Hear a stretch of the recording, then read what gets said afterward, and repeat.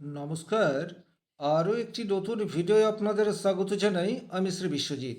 June মাসের শুরুতেই তুলা রাশি তুলা লগ্নের জন্য লক্ষ্মীনারায়ণ যোগ তৈরি হতে যাচ্ছে এবং মাসের 10 তারিখের পর থেকে দেবগুরু এবং দত্তগুরুর মিলন ঘটতে যাচ্ছে।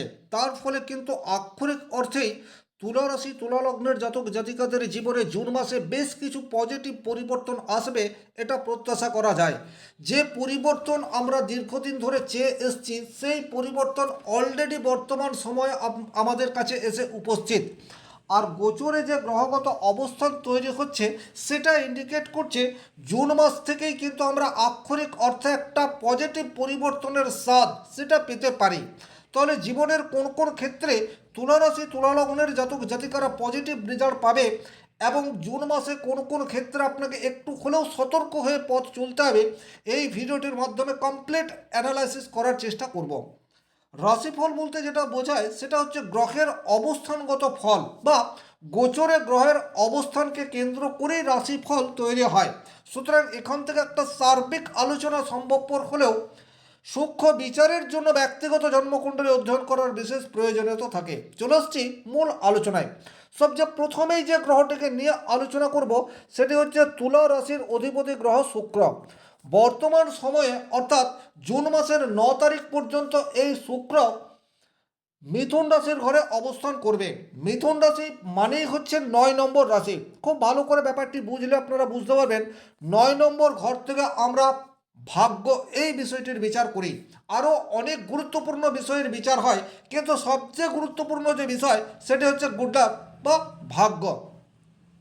তাহলে রাশির অধিপতি গ্রহ যখনই ভাগ্যভাবে অবস্থান করবে তখন কিন্তু ভাগ্যের পজিটিভ রেজাল্ট পাবেন, এটা আশা করা যায়। পরিশ্রম আপনি যতই করুন না কেন সেই পরিশ্রম আপনাকে একটা লেভেল পর্যন্ত পৌঁছে দিতে পারে, কিন্তু যখন আপনি সেই লেভেলের চেয়ে আরও উপরে উঠতে চাইবেন তখন কিন্তু ভাগ্যের সহযোগিতা প্রয়োজন। পরিশ্রম অবশ্যই দরকার, কিন্তু ভাগ্য সাথ যদি না দেয় তাহলে পরিশ্রমের যথোপযুক্ত রেজাল্ট সেটি আমরা পাই না। তাহলে যেহেতু রাশির অধিপতি গ্রহ এখন ভাগ্যভাবে অবস্থান করছে, ভাগ্যের সহযোগিতা পাবো এটা ধরে নেওয়া যায়। কোন কোন ক্ষেত্রে পজিটিভ বার্তা আনবে?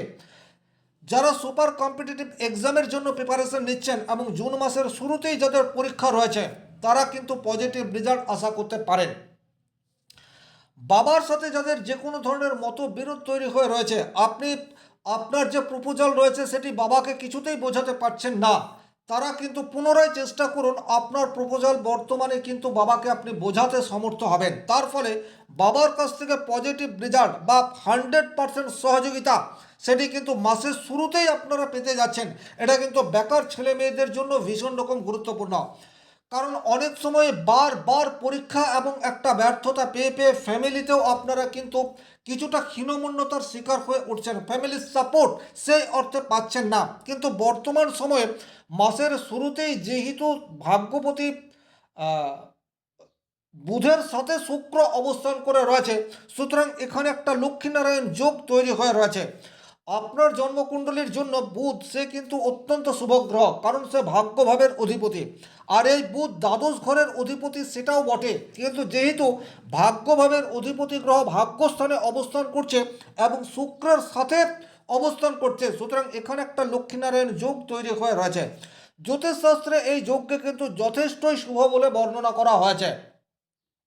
সুতরাং বুধ এবং শুক্রের মিলিত যুগলবন্দি আপনার জীবনের প্রতিবন্ধকতাকে কিছুটা হলেও মিনিমাইজ করতে পারে, এই প্রত্যাশা সেটা কিন্তু আমরা করতেই পারি। হায়ার স্টাডির জন্য ভাগ্যভাবে শুক্র বুধের যুগলবন্দি যথেষ্টই পজিটিভ রেজাল্ট আনবে, এ বিষয়ে কোনোরূপ ডাউট নেই।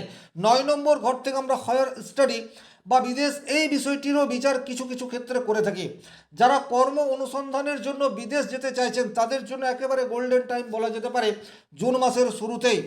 তাছাড়া যারা উচ্চশিক্ষার সাথে যুক্ত, যারা উচ্চশিক্ষা প্রোভাইড করছেন তারা ভালো মান সম্মান সেটা যেমন পাবেন, প্রতিষ্ঠান বাড়িয়ে নিতে পারবেন। একই রকমভাবে যে সমস্ত ছাত্রছাত্রী উচ্চশিক্ষায় শিক্ষিত হচ্ছেন তারা কিন্তু বর্তমান সময়ে পজিটিভ রেজাল্ট পাবেন, এটা আশা করা যায়। আধ্যাত্মিক সচেতনতা সেটি কিন্তু আপনাদের ভীষণ রকম বৃদ্ধি পেতে যাচ্ছে। বিশেষ করে মাসের শুরুতে আপনাদের চেতনা, আপনাদের বিবেক সেটা কিন্তু বর্তমানে কুলুষ মুক্ত হবে, এটা নির্দ্বিধায় বলা যেতে পারে। ছোটোখাটো তীর্থ ভ্রমণের সুযোগ সেটাও কিন্তু আপনারা পেয়ে যেতে পারেন। তাহলে শুক্র এবং বুধের যুগলবন্দি আপনাদের জীবনে পজিটিভ বার্তা আনছে, এ বিষয়ে কোনোরূপ ডাউট নেই। কিন্তু এর পরের সময়টি অর্থাৎ জুন মাসের 9 তারিখের পরের সময়টি আপনাদের জন্য ভীষণ রকম গুরুত্বপূর্ণ। তার কারণ তখন শুক্র কর্কট রাশিতে অবস্থান করবে এবং অলরেডি কর্কট রাশিতে অর্থাৎ দশম ঘরে বৃহস্পতি অবস্থান করে রয়েছে। দশম ঘরে বৃহস্পতি আপনার দায়িত্ব সেটাকে বাড়িয়ে তোলার চেষ্টা সেটা ডেফিনেটলি করবে। আপনি এখন যে কাজ করছেন আপনি খেয়াল করে দেখবেন জুন মাসে আপনার উপর বাড়তি দায়িত্ব আসছে, কিন্তু সেই বাড়তি দায়িত্ব আপনি যথাযথ পালন করতে পারবেন সেটা কিন্তু জুন মাসের 9 তারিখের পর থেকে সেই প্রত্যাশা রয়েছে। কারণ দেবগুরু এবং দত্তগুরু তারা একসাথে অবস্থান করবে, অর্থাৎ শুক্র হচ্ছে যে কোনো কাজকে পারফেকশন দেওয়ার দিকে এগিয়ে নিয়ে যাবে, আর বৃহস্পতি হচ্ছে আপনার মধ্যে যে প্রকৃত জ্ঞান রয়েছে সেটার বিস্তার করার চেষ্টা করবে। তাহলে আপনার মধ্যে জ্ঞান আছে, কিন্তু সব সময় আপনি আপনার জ্ঞান, আপনার প্রতিভা, আপনার কোয়ালিটি সেটাকে যথাযথভাবে মেনটেন করতে পারেন না। কিন্তু শুক্র যে পারফেকশনের কারক গ্রহ সে দশমভাবে অবস্থান করে রয়েছে এবং বৃহস্পতির সংস্পর্শে চলে আসছে। তাহলে আপনার মধ্যে যে প্রকৃত নলেজ বা জ্ঞান বা প্রতিভা রয়েছে সেটাকে যথাযথভাবে প্রকাশ করা সেটি কিন্তু আপনারা অবলীলায় করতে পারবেন, এ বিষয়ে কোনোরূপ ডাউট নেই। তাহলে মাসের শুরুতেই লক্ষ্মীনারায়ণ যোগের শুভ প্রভাব সেটা আপনার জীবনে আসছে। একই রকমভাবে 9 তারিখের পর থেকে দেবগুরু এবং দত্তগুরুর মিলনের ফলেও আপনাদের জীবনে কাজের পারফেকশন বা কাজের ধারা সেটাকে যথাযথভাবে এগিয়ে নিয়ে যেতে পারবেন, এ বিষয়ে কোনোরূপ ডাউট নেই। এরপর যে গ্রহটিকে নিয়ে আলোচনা করব সেই গ্রহটি হচ্ছে মঙ্গল। দেখুন, তুলা রাশি তুলা লগ্নের জন্য মঙ্গল কিন্তু অত্যন্ত গুরুত্বপূর্ণ একটি গ্রহ। সে আপনার দ্বিতীয় ঘরের অধিপতি এবং সপ্তম ঘরের অধিপতি। দ্বিতীয় ঘর থেকে আমরা অর্থ, বাক্য, পরিবার এই সমস্ত কিছুর বিচার করে থাকি। তাহলে সপ্তম ঘরে যেহেতু রয়েছে, সপ্তম ঘর মানেই হচ্ছে বিজনেস। যারা সরাসরি বিজনেস করছেন তাদের বিজনেসে একটা গতি সেটা কিন্তু আপনারা জুন মাস থেকে আশা করতে পারেন।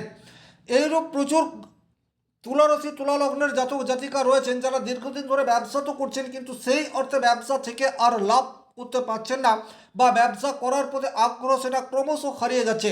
কোনো একটি অজানা মানসিক কারণে আপনারা ডিপ্রেশনের মধ্যে চলে যাচ্ছেন, একটা মানসিক অবসাদ আপনাদেরকে গ্রাস করছে। কিন্তু এটা আমি জোর দিয়ে বলতে পারি জুন মাসের শুরু থেকে আপনাদের মনের ভেতর থেকে একটা তাগিদ সেটা অনুভব করতে পারবেন এবং পুনরায় আপনি উজ্জীবিত হয়ে নিজের ব্যবসা ক্ষেত্রের দিকে ফোকাস করুন।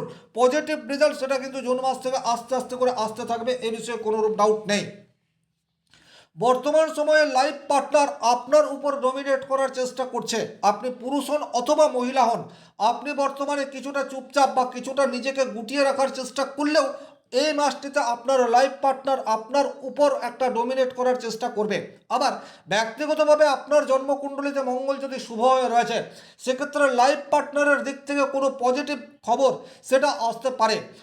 আপনি একজন মহিলা, হঠাৎ করে আপনি শুনতে পেতে পারেন যে আপনার স্বামীর প্রমোশন হয়ে যাচ্ছে, বা যদি ব্যবসা করে ব্যবসা ক্ষেত্রে একটা নতুন গতি চলে আসছে। আবার আপনি যদি একজন পুরুষ হয়ে থাকেন আপনার স্ত্রী এই মাসটিতে নতুন কোনো উদ্যম শুরু করতে পারেন, বা স্ত্রীর দিক থেকে কোনো একটি পজিটিভ বার্তা আপনার জীবনে চলে আসতে পারে। তাহলে আক্ষরিক করতে জুন মাসের 20 তারিখ পর্যন্ত মঙ্গলের শুভ প্রভাব পাবেন এটা ধরে নেওয়া যায়।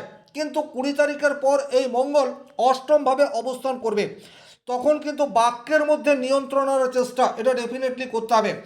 উগ্রতা আপনার মধ্যে বেশি মাত্রায় আসতে পারে, কারণ অষ্টমে মঙ্গল তার সপ্তম দৃষ্টি আপনার দ্বিতীয় ভাব যেখান থেকে বাক্যের বিচার করা হয়। তাহলে কোনো কটূক্তি আপনার মুখ দিয়ে বেরিয়ে যেতে পারে, এই জায়গায় সংযত হয়ে চলতে হবে। শ্বশুর বাড়ির সাথে কোনো একটি অস্বস্তিকর পরিস্থিতি আপনি ক্রিয়েট করে ফেললেন, এই ধরনের ঘটনা ঘটতে পারে। তাছাড়া হঠাৎ করে কোনো অ্যাক্সিডেন্টাল এই ধরনের ঘটনাও আপনার জীবনে আসতে পারে যদি মঙ্গল আপনার জন্মকুণ্ডলিতে অশুভ অবস্থায় থাকে। এটা সব তুলা রাশি তুলা লগ্নের জন্য নয়। এরপর যে গ্রহটিকে নিয়ে আলোচনা করব সেই গ্রহটি হচ্ছে শনিদেব। তুলা রাশির জন্য শনি কিন্তু একক রাজ্যকারী গ্রহ, কারণ এই শনি চতুর্থ ঘর এবং পঞ্চম ঘরের মালিক। বর্তমানে তুলা রাশির ষষ্ঠ ঘরে অবস্থান করে রয়েছে। ষষ্ঠ ঘর মালিক হচ্ছে কঠোর পরিশ্রমের ঘর, এবং শনিদেব সে কিন্তু পরিশ্রম এই বিষয়টাকেই ইন্ডিকেট করে। তাহলে আমরা বলতে পারি আপনি যদি কঠোর পরিশ্রম করেন, কারণ তুলা রাশির জাতক জাতিকারা একটু আরাম প্রিয়, এই বিষয়টি আপনারা কিছুতেই প্রত্যাখ্যান করতে পারবেন না।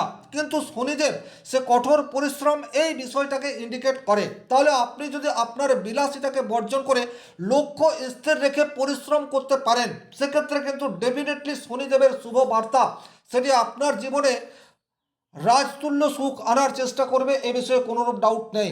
তার কারণ এই শনিদেব বর্তমানে বৃহস্পতি দ্বারা দৃষ্ট, এটা কিন্তু অত্যন্ত গুরুত্বপূর্ণ বিষয়। শনিদেব ষষ্ঠ ঘরে রয়েছে এবং বৃহস্পতি আপনার দশম ঘরে থেকে তার নবম দৃষ্টিতে শনিদেবকে দেখছে। তাহলে শাস্ত্রে উল্লেখ আছে যখন যখন শনি বৃহস্পতি দ্বারা দৃষ্ট হয় তখন শনির শুভ ফল দেওয়ার ক্ষমতা সেটা বৃদ্ধি পায়। আবার এটাকে যদি উল্টোভাবে বলি, সেক্ষেত্রে শনির নেগেটিভ পরিণাম দেওয়ার ক্ষমতা হ্রাস পায়। তাহলে আক্ষরিক অর্থেই শনির উপর বৃহস্পতির দৃষ্টি আপনার জীবনে শনির নেগেটিভিটিকে দূর করবে, এটা ধরে নেওয়া যায়। তাহলে শনির শুভ রেজাল্ট আপনারা এই মাসটিতে পাবেন, এ বিষয়ে কোনোরূপ ডাউট নেই। লক্ষ্যে স্থির থেকে কনসিস্টেন্সি পরিশ্রম করে যান, রেজাল্ট আপনার পক্ষে থাকছে। এরপর যে গ্রহটিকে নিয়ে আলোচনা করব সেই গ্রহটি হচ্ছে শুক্র, মাফ করবেন, সেই গ্রহটি হচ্ছে রবি। তুলা রাশি তুলা লগ্নের জন্য রবি সে কিন্তু একাদশ ঘরের অধিপতি গ্রহ।